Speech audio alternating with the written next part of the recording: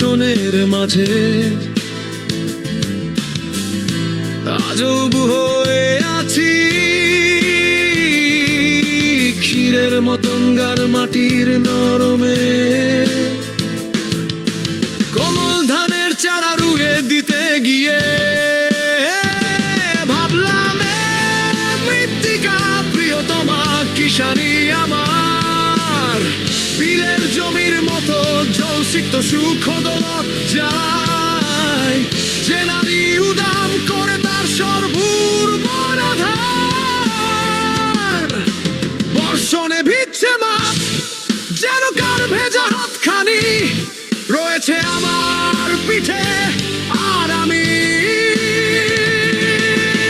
ইন্দ্রিয়ের সর্বানুভূতির চিহ্ন ক্ষয় করে ফেলে গয়া পরবশ হয়ে রেখেছি আমার কালো দৃষ্টিকে সজা।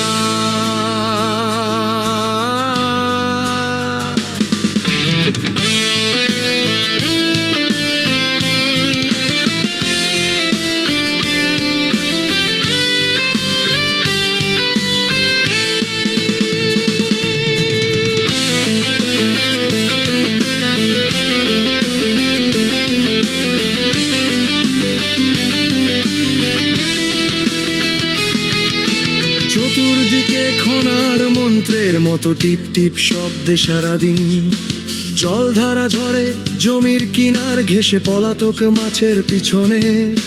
জলডোরা সাপের চলন নিঃশব্দে দেখেছি যে বাহুতে আমার আতঙ্কে লাফিয়ে উঠছে সবুজ ফড়ি।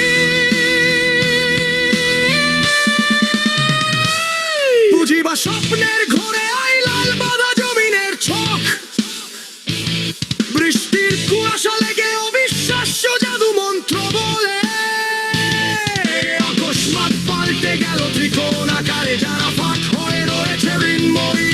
আর সে জ্যামিতি থেকে ক্রমাগত উঠে এসে মাছ পাখি পশু আর মানুষের ঝাঁক।